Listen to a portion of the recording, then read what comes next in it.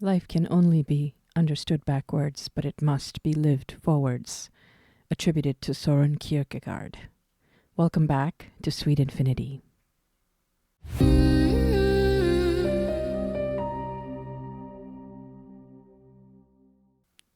My name is Kieran. I am reading today from the Sufi Tarot Deck by Aida Hussein. This is one of my favorite decks.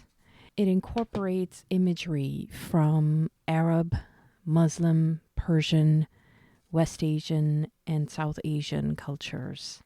I just love the imagery here. I would say that this is either digital art or maybe handmade or mix of both, mixed media art, but it's definitely handmade. It's just a matter of whether it's digital or maybe oil paintings or... No, I think it's digital, definitely. But it's beautiful. I absolutely love the artwork.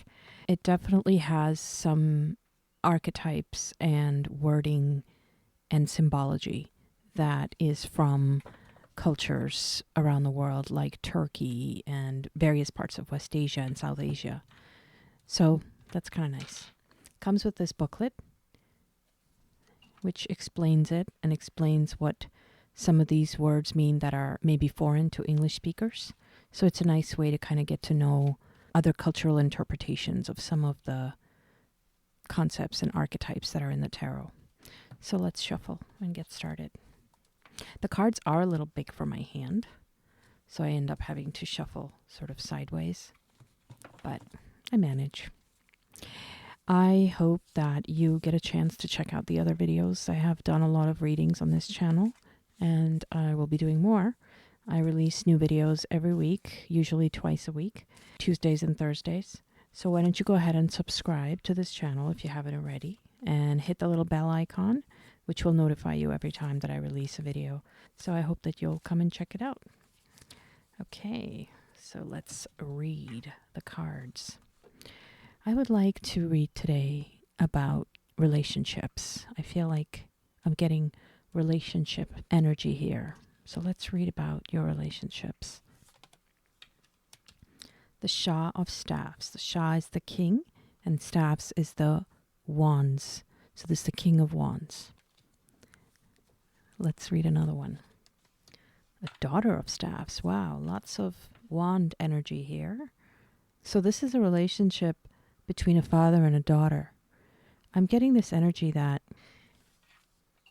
your father was very influential on you in some way that you find inspirational, and that you are still figuring out some of the things that he taught you or some of the directions that he signaled you towards. Fathers, mothers, but I think especially fathers, can be very complicated and difficult at times. And it's okay to have mixed emotions about fathers and about mothers and all parents, but there's just often a troubled, incomplete, or even worse sometimes, history with one's father. That's okay, because even so, there might still be lessons there for you. There might still be gifts, whether your father is still around or has passed on. There may still be lessons in that relationship for you. So let's look at some of these lessons that might be in this relationship that you still find inspiring even if you don't have much of a good relationship with your father. Let's see what's coming through in the cards. Malika of Staffs. Wow, that's amazing. There's a whole family here. We have the Malika, which is the Queen of Staffs. So we have the King of Wands, the Queen of Wands, and the Page of Wands. We have quite an interesting deck here.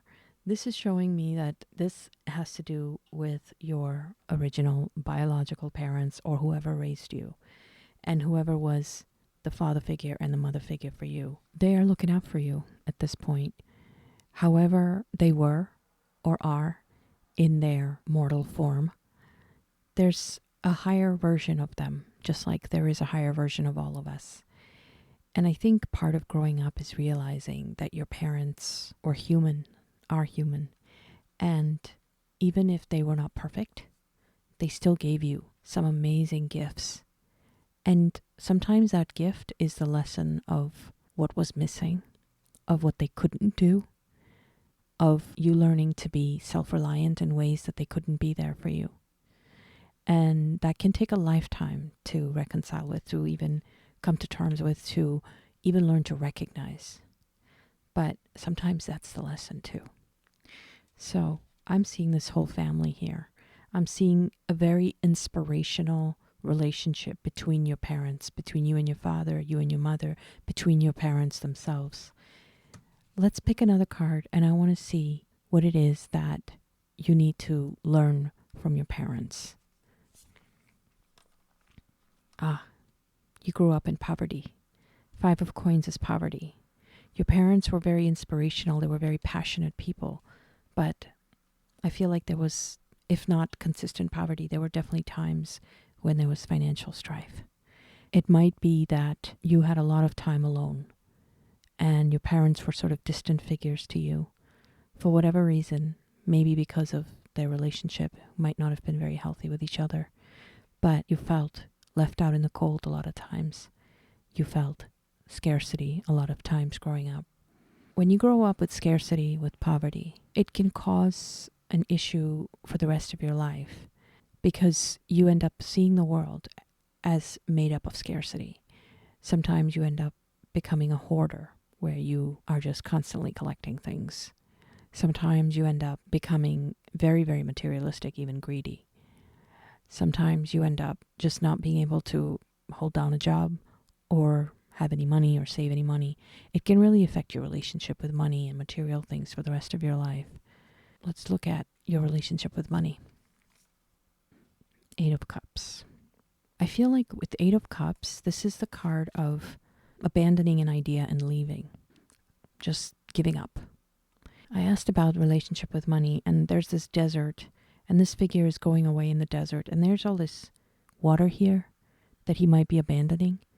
I feel like the very things that traumatized you, whether it was in your family or something that happened when you were a child, that made you sort of walk away from that part of your life. You've definitely left a part of your life that you don't think has any value. Some part of your childhood, some part of your parents' life, some part of the way that they raised you. You abandoned or you left. And it was probably because you experienced a lot of this scarcity, isolation, poverty, abandonment, negligence. And it caused you to just want to leave. Leave the town, leave that situation, maybe change your name and just take on a different persona. Because here he is, he's not even looking back at this set of bowls, which seem to have water in them. He's just going towards the desert. He doesn't care anymore. He's just leaving. So that's an interesting thing to consider, that what you left behind, it was necessary at the time because it was a toxic situation for you maybe. But as you get older, there might be a lot of insight that you can gain from reconsidering that. It doesn't mean you have to go back. There's no going back. There's a saying, you never step in the same river twice. Because the river changes and you change. So even if you were to go back to a place or a community or whatever, it's not the same, and neither are you. I'm not talking about going back. I'm talking about reconsidering the lessons that that past situation has for you.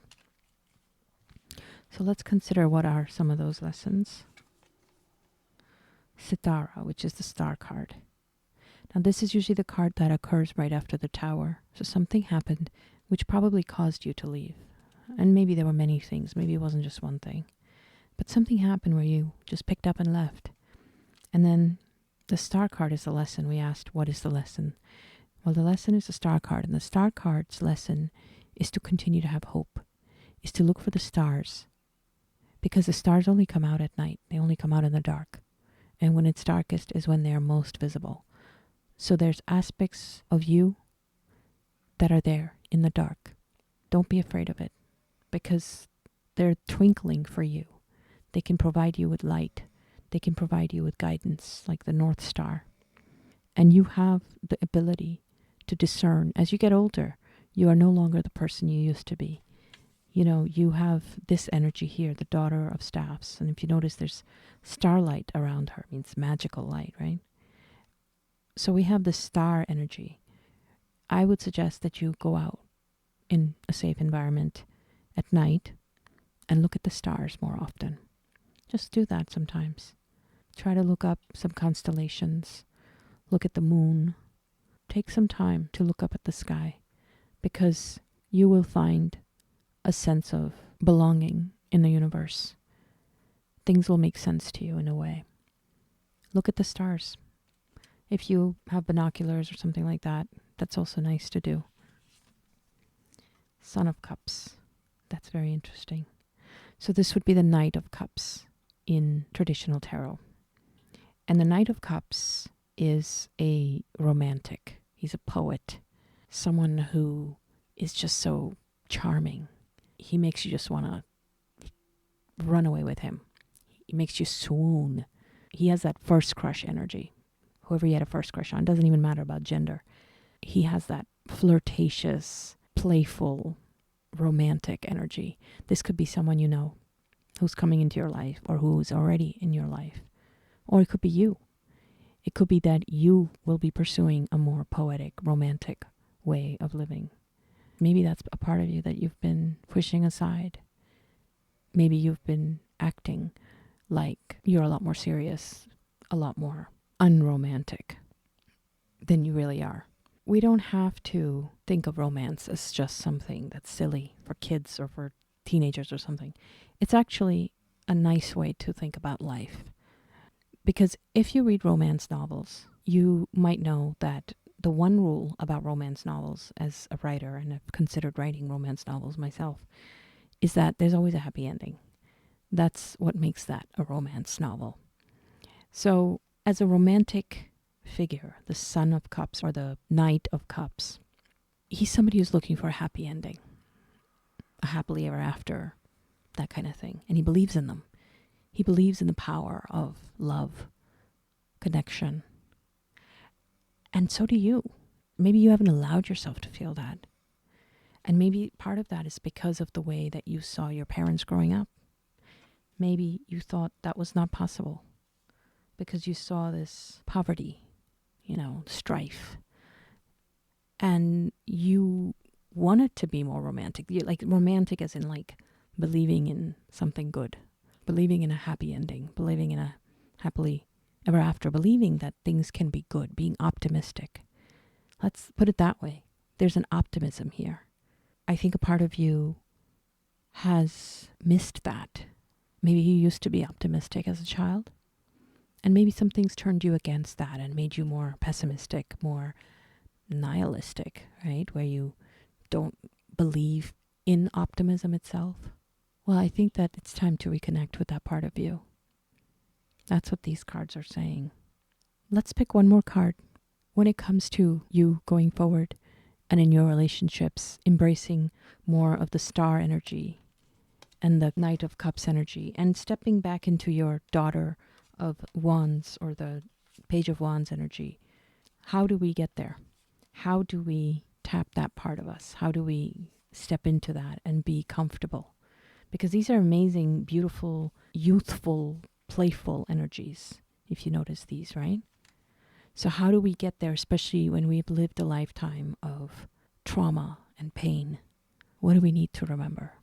Let's pick one more card for that. Three of Cups.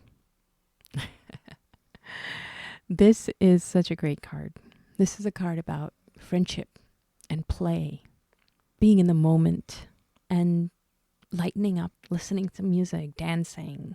These women are just throwing a beautiful scarf up to the moon and they've got their hands up in the air. They're dancing. So this is the card of friendship and play. Let yourself play. Incorporate music and dance in your life a little bit more than you do. I think that'll help you. Even if it's just being silly. You don't have to be a great dancer or musician or anything like that, but just incorporate play and music and dance and movement in your life. Just something silly. It'll be good for you. And that's how you will tap back into this energy. And you can still thank your parents for what they brought to you. They brought all this inspiration and light and energy into your life. And they brought you into this world. And yes, they were human. And they made mistakes. Nobody is dealt everything. Nobody's dealt a full plate, I say. Everybody has some things and not other things. And this was your set of cards. And you can make the best of it. And you can at least lighten up a little, have some fun with some people who like your company, whose company you like. And find your North Star.